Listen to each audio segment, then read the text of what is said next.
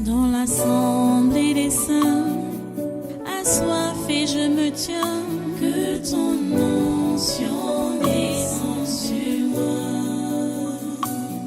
Conscient que mon destin est dans le creux de ta main, que ton onction descende sur moi. Je suis disposé, assoiffé, que ton onction descende sur moi. Je suis disposé, assoiffé, que ton onction descende sur moi.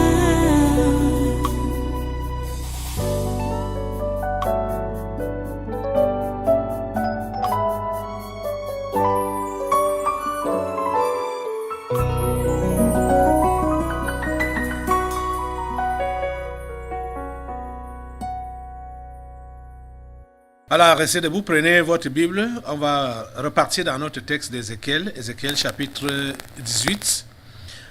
On avait lu hier du verset 21 jusqu'au verset 32.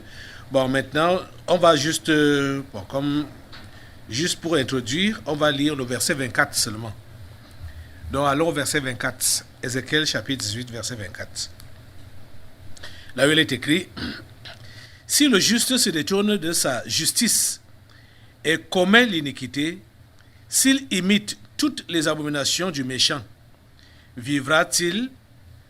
Toute sa justice sera oubliée, parce qu'il s'est livré à l'iniquité et au péché. À cause de cela, il mourra. Prions le Seigneur. Dieu trois fois saint, nous te remercions pour ta parole de ce moment, ta parole de cet instant, de cette heure. Nous te remercions parce que tu nous aimes et tu nous avertis toujours pour que nous puissions être selon ton cœur. Tu nous modèles, tu nous moules. Seigneur, permets que chacun de tes enfants se laisse mouler par toi au travers de ta parole, ô Dieu. Et permets que ce que tu attends de nous puisse se voir. Accomplis ta volonté dans nos vies, Seigneur. Ô Dieu, c'est ma prière. Pour tous qui sont ici présents, au Tabernacle de la Liberté, et tous ceux-là qui sont connectés à ce programme, partout au Cameroun, partout en Afrique et partout dans le monde, je prie, Père Saint, pour que ta volonté s'accomplisse dans chaque vie. Ô Dieu, accomplis ta volonté dans chaque vie. Ô Dieu, accomplis ta volonté dans chaque vie. C'est notre prière, c'est notre demande. Merci Père Saint, parce que tu le fais. Au nom puissant de Jésus, nous avons prié. Amen. Amen. Voilà, prenez place. Asseyez-vous. Et soyez les bienvenus à ce programme, une fois de plus. Tous ceux-là qui viennent de nous prendre, soyez tous les bienvenus à ce programme. C'est le deuxième jour du séminaire de novembre que nous sommes en train de vivre comme ça, en direct. Nous sommes en direct, ici au Tabernacle de la Liberté, pour conduire ce séminaire.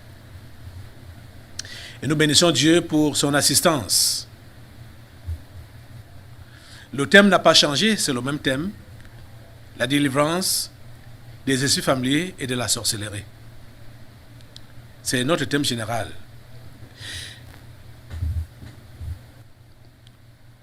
Ce mois-ci,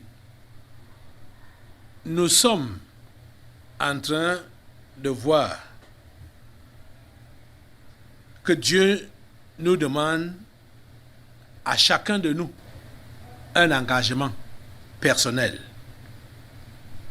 pour lui et la constance dans la foi, dans ses voies. La constance, c'est ça qui est exprimé dans ce verset 24, même que nous avons lu aujourd'hui, où il est dit, si le juste se détourne de sa justice et commet l'iniquité, s'il imite toutes les abominations du méchant, vivra-t-il? Toute sa justice sera oubliée parce qu'il s'est livré à l'iniquité et au péché. à cause de cela, il mourra. Pourquoi? Parce qu'il n'a pas été constant. Il n'a pas été constant. Les amis, je sais que l'histoire du découragement entraîne plusieurs personnes. Et dans la foi, c'est toujours pareil. Les gens se découragent facilement. Les amis, je voudrais vous dire, à partir de ce que nous comprenons dans ce texte qu'on a lu depuis hier, j'ai lu juste un verset aujourd'hui,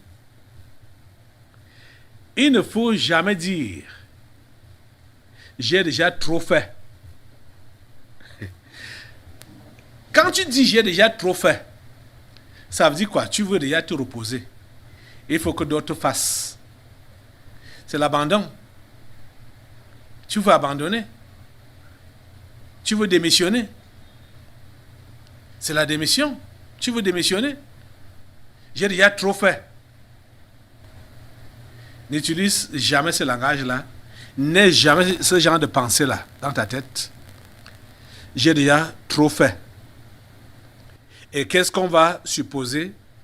Bon, comme j'ai déjà trop fait, j'ai déjà fait ma part. Il faut que les autres fassent aussi leur part. Dans le travail de Dieu, celui qui peut estimer qu'il a déjà fait, même pas trop fait, parce que quand tu dis j'ai déjà trop fait, ça veut dire que tu n'as même encore rien fait. Quand l'apôtre Paul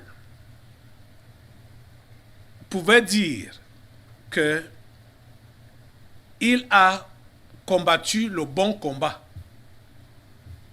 il a dit qu'il a achevé la course et que désormais la couronne de vie l'attendait. Il n'a pas dit j'ai déjà trop fait, maintenant je dois me reposer pour que d'autres prennent le relais. L'expression de j'ai déjà trop fait, c'est une expression de découragement et une expression de démission.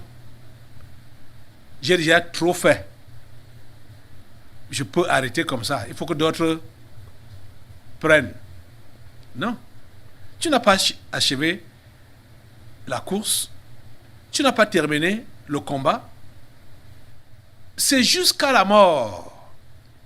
Quand Paul parlait, comme lui l'a parlé là, c'est parce que le Seigneur lui avait déjà révélé que ton heure va déjà sonner. Je suis prêt à te reprendre.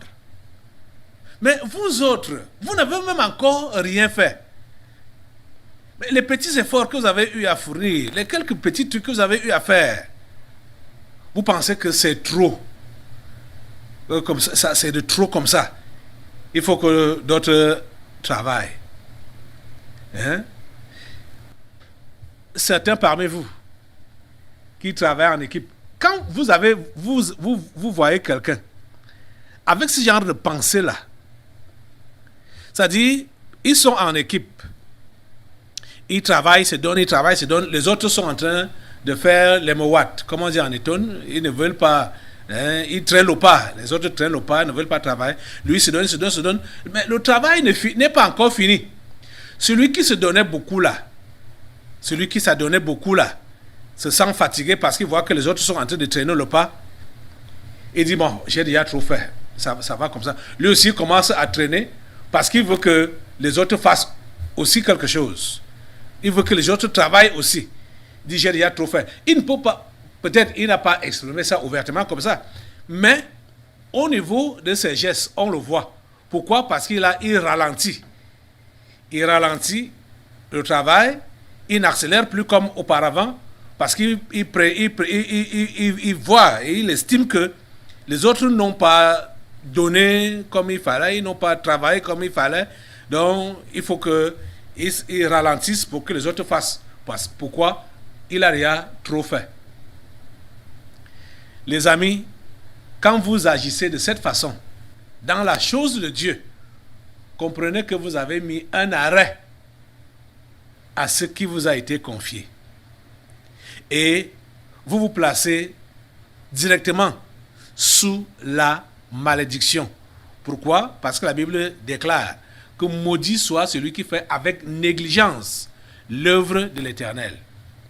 Donc, chaque fois que tu mets un arrêt à ton activité spirituelle, tu es négligent parce que tu estimes soit que tu es fatigué, soit que tu n'es pas le seul qui doit faire ce travail, qu'il faut que les autres fassent aussi, ou toi, tu estimes que tu as déjà trop fait, tu es devenu négligent et comprends directement que tu te mets sous la malédiction.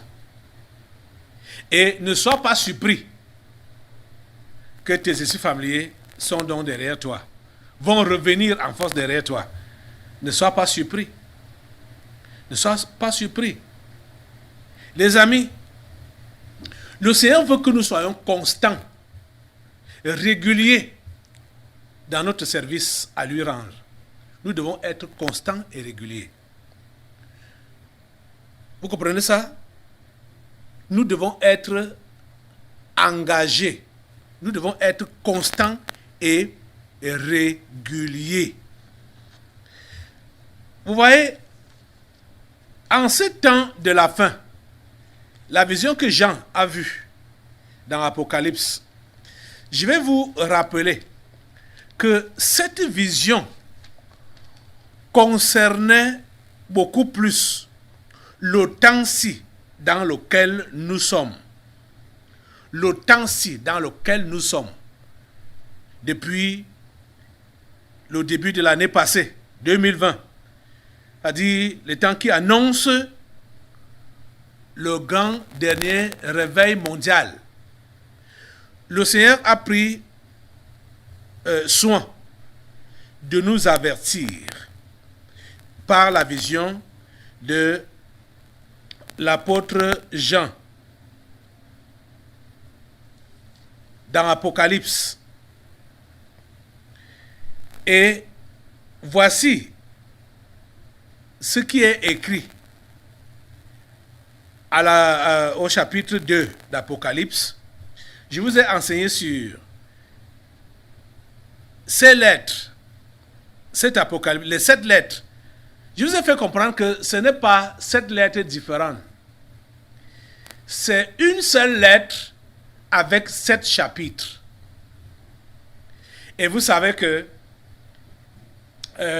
la façon que je vous ai enseigné, dirigé par le Saint-Esprit, pendant cette période-là, j'ai commencé j'ai commencé à la 7e lettre pour finir avec la première. Et je vous ai fait comprendre que ce n'est pas 7 lettres à 7 différentes églises, parce que Jésus n'a pas plusieurs églises. Jésus a une seule église, c'est ça que nous savons. Lui-même, il a déclaré, je bâtirai mon église, et les portes de ce jour des mondes ne prévaudront point contre elle. Jésus n'a pas 7 églises. Jésus a une seule église. Et Jésus, ce n'est pas 7 lettres qu'il a eu à écrire, mais une lettre à son église en 7 chapitres. Et ce qui a été dit au 7e chapitre, c'est à cause de ce qui a commencé au premier chapitre. C'est le premier chapitre que je vais lire maintenant là. Apocalypse chapitre 2. Voici ce qui est écrit. Écrit à l'ange de l'église d'Éphèse, voici ce que dit celui qui tient les 7 étoiles dans sa main droite. Celui qui marche au milieu des 7 chandeliers d'or. Je connais tes œuvres, ton travail et ta persévérance. Je sais que tu ne peux supporter les méchants, que tu as éprouvé ceux qui se disent apôtres et qui ne le sont pas, et que tu les as trouvés menteurs. Ce verset 2, vous savez que c'est très bien vérifié dans cette communauté qu'on a appelée le tabernacle de la liberté.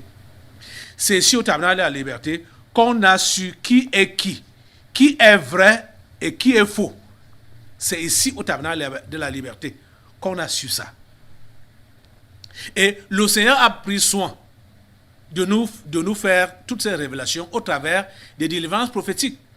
Vous comprenez que cette lettre à 7 chapitres s'adresse plus à nous, ici, chrétiens du tabernacle de la liberté, qu'à ceux-là qui sont là-bas dehors. Parce que nous avons connu et nous connaissons concrètement la plupart des choses qui sont dites dans cette lettre à 7 chapitres. Vous comprenez? Tout à l'heure, tu venais de combattre. Tout à l'heure, tu viens de combattre. Vous savez, on ne supporte pas les méchants ici. Tous les dimanches, on les lit, on leur lance. Quand je dis même à toutes les réunions, toutes les séances d'intercession, c'est le feu que vous voulez entendre. Je vous rappelais que un jour, j'étais dehors ici, à l'église. C'était au courant de cette semaine ou bien la semaine passée. Quand j'entendais les gens faire les commentaires par rapport aux prières d'intercession qui ont lieu ici tout le temps. Il y a un qui disait, l'église ici, le feu, tout le temps le feu, c'est toujours le feu. C'est le commentaire qu'il faisait. Puisque nous sommes dans le combat ici tout le temps. Tout le temps, tous les jours. Il y a intercession ici, tous les jours. Et voici ce que Jésus dit donc. Il dit, je connais tes œuvres. Il connaît. Je connais ton travail. Il connaît. Même comme tout le monde n'est pas engagé de la même manière. C'est pourquoi vous êtes interpellés à l'engagement personnel pendant ce séminaire. Pour ceux-là qui sont engagés, ou les quelques-uns qui sont engagés, Dieu dit, je connais ton travail, je connais ton travail, je connais tes œuvres, je te connais. Mais tu n'as pas besoin de te relâcher parce que les autres ne travaillent pas, parce que les autres ne font pas. Tu n'as pas besoin de te relaxer. Il faut continuer. Il faut être constant. Comprends? Il dit, je connais tes œuvres, ton travail et ta persévérance. Je sais que tu ne peux supporter les méchants. Je sais, Dieu dit, je sais. Tu ne supportes pas les méchants. Quand tu vois un méchant, tu lui envoies le feu. Tu lui coupes la tête. Je sais que c'est ça que tu fais. Hein? Je sais que tu ne peux supporter les méchants. Que tu as éprouvé ceux qui se disent apôtres et qui ne le sont pas. Tu les as éprouvés. Tu connais qui est faux prophète, et qui est de Dieu et qui ne l'est pas. Tout cela a été dévoilé ici. Et que tu les as trouvés menteurs. Verset 3. Que tu as de la persévérance, que tu as souffert à cause de mon nom, et que tu ne t'es point lassé. Jésus connaît tout ça. Hein? Tu es dans quel contexte actuellement? Depuis le mois de mars, nous sommes en saison de pluie au Cameroun. Et c'est depuis plus d'1 an qu'on a fermé notre temple où on adorait Dieu. Et maintenant, vous tous, tout le monde qui vient ici, s'engage à souffrir, soit à être suffoqué dans les salles de classe ou à subir et la chaleur et la pluie sous la tente. Vous voyez? Ça, c'est à cause de Jésus. Vous avez supporté ça pendant déjà plus d'1 an aujourd'hui. Vous voyez? Que tu as de la persévérance. Tu as persévéré. Je sais qu'au début, là, il y avait certains qui voulaient abandonner, qui voulaient se décourager et qui attendaient d'abord qu'on rouvre le temple avant de revenir. Mais ils se sont ressaisis. Ils ont décidé de continuer à souffrir sous les tentes de fortune et dans des salles de classe. Vous voyez? Jésus dit que je sais que tu as de la persévérance et que tu as souffert à cause de mon nom et que tu ne t'es point lassé. Mais écoute le reproche qui est fait au verset 4 et 5. Mais ce que j'ai contre toi, c'est que tu as abandonné ton premier amour. Souviens-toi donc d'où tu es tombé. Qu'est-ce que Dieu a contre toi? Mais ça paraît un peu contradictoire. Quand il dit que je sais que tu as de la persévérance, que tu as souffert à cause de mon nom et que tu ne t'es point lassé. Mais au verset 4, il dit, mais ce que j'ai contre toi, c'est que tu as abandonné ton premier amour. Mais quelqu'un qui est persévérant, quelqu'un qui souffre à cause du nom de Jésus, quelqu'un qui ne s'est point lassé, c'est bizarre. Mais comme il nous connaît, il sait que ce qu'il dit est vrai. Il sait que nous n'avons plus le premier amour dans notre cœur pour lui. Il le sait. Je vous faisais remarquer ça hier, que j'ai vu que mardi, pendant la cellule, très peu de gens d'abord sont venus. Il est vrai, il y avait une partie qui était à l'intercession, on n'en disconvient pas, mais très peu étaient présents. Parce que je ne pense pas que ceux qui étaient ça m'a juste échappé parce que en sortant au niveau de la cellule, je voulais faire un tour vers l'intercession pour voir le nombre qui était là-bas en train d'intercéder par rapport au nombre qui était à la cellule. Parce que tout se passait au même moment. Il y avait une partie qui était à l'intercession et l'autre partie qui était à la cellule. Mais ceux de la cellule étaient peu nombreux. Peu nombreux. À peine une salle et demie. Vous voyez? Ça ne devrait pas être comme ça. Et je vous dis, quelles que soient vos occupations, les programmes qui se passent ici à l'église devraient, c'est-à-dire c'est le programme de l'église qui doivent prendre la priorité sur vos programmes respectifs là-bas, dehors. Vous comprenez? De façon à ce que nous puissions nous donner. Parce que si nous ne sommes pas nous-mêmes d'abord réveillés, je ne pense pas que le réveil auquel on s'attend aura lieu. Parce que si nous ne sommes pas réveillés, et Dieu va envoyer les gens dans l'église, auprès de nous, autour de nous, pour qu'ils fassent quoi? Pour qu'ils soient contaminés par quoi? Par le sommeil ou par le réveil? Ils doivent être contaminés par le réveil. Ils doivent venir trouver chacun bouillant, chacun chaud. Vous comprenez ça? C'est ça. Parce que si Dieu n'attire pas davantage des âmes à lui, c'est parce que ceux qui ont précédé ne sont pas en train de montrer un bel exemple. Vous comprenez? C'est ça. C'est la raison pour laquelle le réveil doit commencer ici. Le réveil doit commencer ici. Le réveil doit commencer en toi. Tu comprends, non? Il dit, mais ce que j'ai contre toi, c'est que tu as abandonné ton premier amour. Quand Dieu parle d'abandonner, ça veut dire que ça a été fait exprès. Ça a été fait exprès. On n'abandonne pas par hasard. On abandonne expressément. Et c'est pourquoi il a dit dans Ézéchiel qu'on a eu là que si le juste se détourne de sa justice et commet l'iniquité, s'il se détourne, ce n'est pas par accident qu'il se détourne. C'est réfléchi. Ce n'est pas par hasard. S'il imite toutes les abominations du méchant, vivra-t-il? Toute sa justice sera oubliée parce qu'il s'est livré à l'iniquité et au péché. À cause de cela, il mourra. Vous voyez? Et c'est ça donc que Jésus-Christ reprenait ici, dans l'Apocalypse au chapitre 2, quand il dit, mais ce que j'ai contre toi, c'est que tu as abandonné ton premier amour. Souviens-toi donc d'où tu es tombé. C'est ça qui manque souvent à plusieurs croyants. La sincérité de se souvenir d'où ils sont tombés.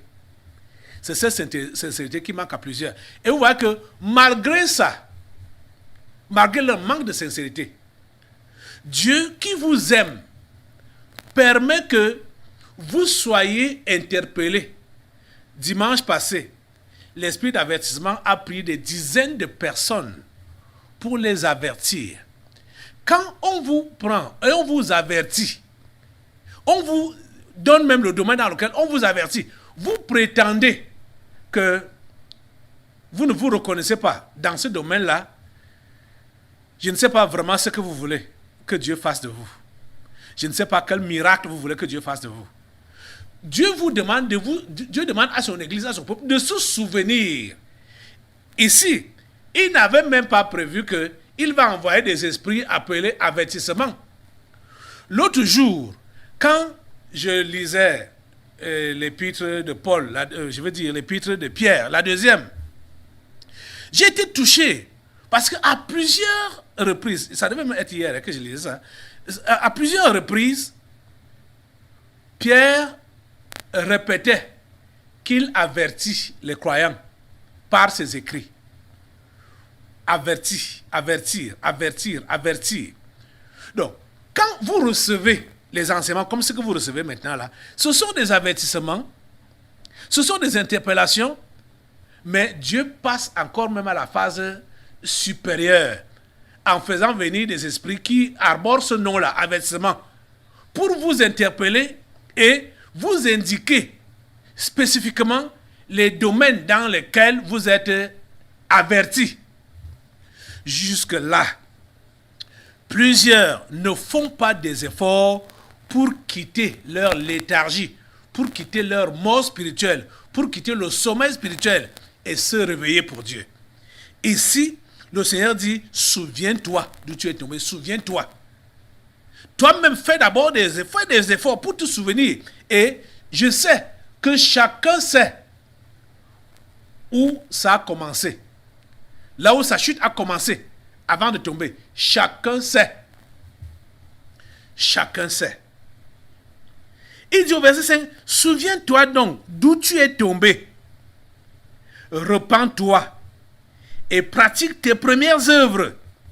Sinon, je viendrai à toi et j'ôterai ton chandelier de sa place, à moins que tu te repentes. Vous voyez? Aujourd'hui, je vais interpeller chacun d'entre vous. En fait, ce n'est même pas moi qui vous interpelle. C'est Dieu qui vous interpelle. C'est Jésus qui vous interpelle. Chacun d'entre vous doit revenir dans son premier amour pour Dieu. Chacun d'entre vous doit revenir dans son premier amour pour Dieu. Pour ceux-là qui sont réellement convertis, qui sont réellement devenus enfants de Dieu, vous savez comment vous avez démarré avec lui. Même comme ça semble souvent difficile de se relever. Mais ce n'est pas impossible, parce que si Dieu te dit de le faire, ça veut dire que tu es capable de le faire. Ça veut dire que si Dieu te dit de te relever, ça veut dire que tu es capable de te relever. Ça ne coûte rien. Hein? Ce n'est pas impossible. Je veux dire que le salut est facile quand on a l'esprit ou l'instinct d'obéissance. Ça devient facile. C'est la désobéissance qui rend la foi compliquée ou difficile. Et la désobéissance, c'est quoi? C'est le doute, l'incrédulité. Vous voyez? Si tu es obéissant au Seigneur, je dis que il te donne les forces nécessaires pour que tu fasses ce à quoi tu es appelé. Dans l'assemblée des saints, assoiffé je me tiens, que ton onction descende sur moi. Conscient que mon destin est dans le creux de ta main, que ton onction descende sur moi. Je suis disposé